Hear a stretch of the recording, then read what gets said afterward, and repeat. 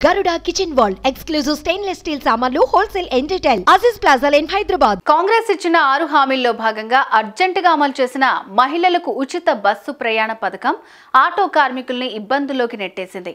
అటు మెట్రోకి కూడా ladies free ticket journey సెగ తగిలింది. మరి ఈ ఫ్రీ టికెట్ వల్ల ఆర్టీసీకి లాభమా నష్టమా?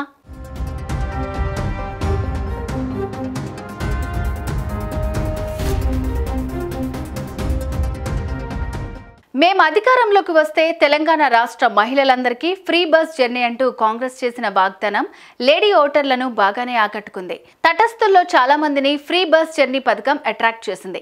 దీంతో కాంగ్రెస్ అనుకున్న దానికంటే కొన్ని ఓట్లను సాధించుకోగలిగింది. కాంగ్రెస్ విజయానికి 6 హామీలు కూడా ఓ ప్రధాన పాత్ర పోషించాయి. ఎట్టకేలకు కాంగ్రెస్ అధికారం చేపట్టింది.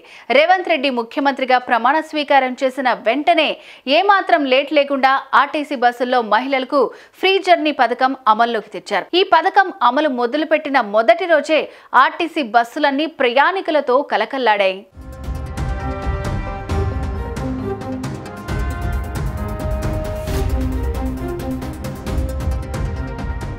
ఓ 20 ఏళ్ల క్రితం సంగతి. అప్పట్లో ఎక్కడికెళ్లాలన్నా ఆర్టీసీ బస్సులే ఆధారం. దాంతో నగరంలో ప్రతి ఊరికెళ్లాలన్నా ఆర్టీసీ బస్సు ప్రయాణికులతో నిండిపోయేది. బస్సు డోర్ల దగ్గర వేలాడుతూ ప్రయాణాలు చేయటం అన్నది ఆ రోజుల్లో సర్వసాధారణంగా కనిపించేది. అయితే మెట్రో ఎప్పుడైతే హైదరాబాద్కు వచ్చిందో అప్పటి నుంచి పీక్ అవర్స్ లో తప్పించి ఆర్టీసీ బస్సులు అరాకొర ప్రయాణికులతోనే నెట్టుకొచ్చే పరిస్థితి తలెత్తింది. ఇన్నేళ్ల తర్వాత ఆర్టీసీ బస్సులు అప్పట్లాగా కాకపోయినా మళ్లీ తన పాత కలను సంతరించుకున్నాయి. మహిళా ప్రయాణికులతో ఆర్టీసీ బస్సులు కిటకిటలాడుతున్నాయి. గతంలో ఇంటి నుంచి ఆఫీస్కు మెట్రోలో మాత్రమే వెళ్లే చాలా మంది మహిళా ప్రయాణికులు లేట్ జర్నీ అయినా సరే బస్సులోనే ప్రయాణిస్తున్నారు. ఓ గంట ఇంట్లో ముందుగా కదులుతున్నాం, నెలకు ఓ 2000 రూపాయలు ఆదా చేసుకుంటున్నాం అంటూ ఆనందపడిపోతున్నారు.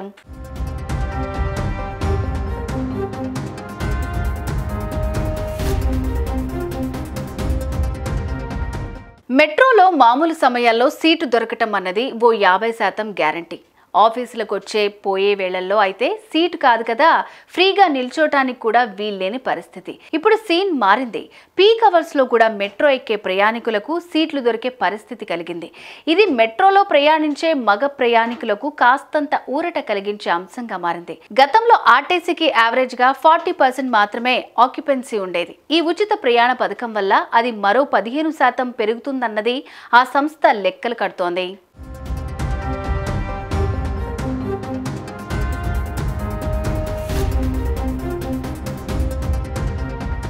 ప్రస్తుతం బస్సుల్లో ట్రైన్లలో ప్రయాణించేవారు కాకుండా ఆఫీసులకు కాలేజీలకు స్కూటీల్లో వెళ్లే ఆడాళ్ల సంఖ్య కూడా బాగానే ఉంది. కొత్త బండ్లు కొనేవారు కూడా పండగ ఆఫర్ల కోసం వెయిట్ చేస్తున్న వేళ ఈ ఉచిత పథకం రావడంతో వారి నిర్ణయాన్ని వాయిదా వేసుకుంటున్నారు. జరిగినంత కాలం బస్సుల్లో వెళ్లి ఈ పథకంలో ఏదైనా ఇబ్బందులు వస్తే అప్పుడు చూసుకుందామని కూడా అనుకుంటున్నారు. మొత్తం మీద హైదరాబాద్ నగరంలో మహిళల మెట్రో ట్రైన్ ప్రయాణాలు తగ్గాయి.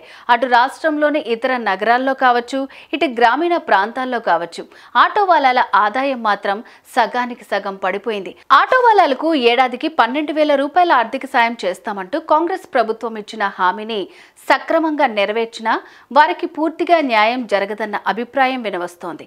ఈ నేపథ్యంలో ఖమ్మం వెంకటాయపాలెం జెడ్పీ స్కూల్ మహిళా టీచర్లు శబాష్ అనిపించే ఓ నిర్ణయం తీసుకున్నారు.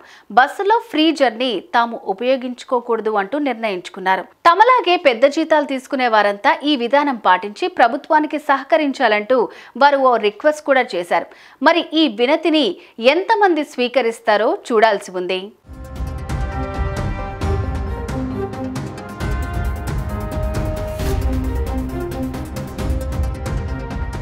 అటు కర్ణాటకలో కూడా మహిళలకు ఉచిత ప్రయాణ సౌకర్యం వచ్చిన మొదట్లో మహిళా ప్రయాణికులతో బస్సులన్నీ కిటకిటలాడాయి. ఆ తర్వాత అంతా సద్దుమణిగింది. కేఎస్ఆర్టీసీ పరిస్థితి మెరుగైంది.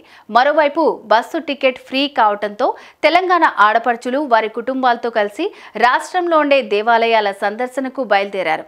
దీంతో తెలంగాణలో టెంపుల్ టూరిజం కాస్త మెరుగైంది.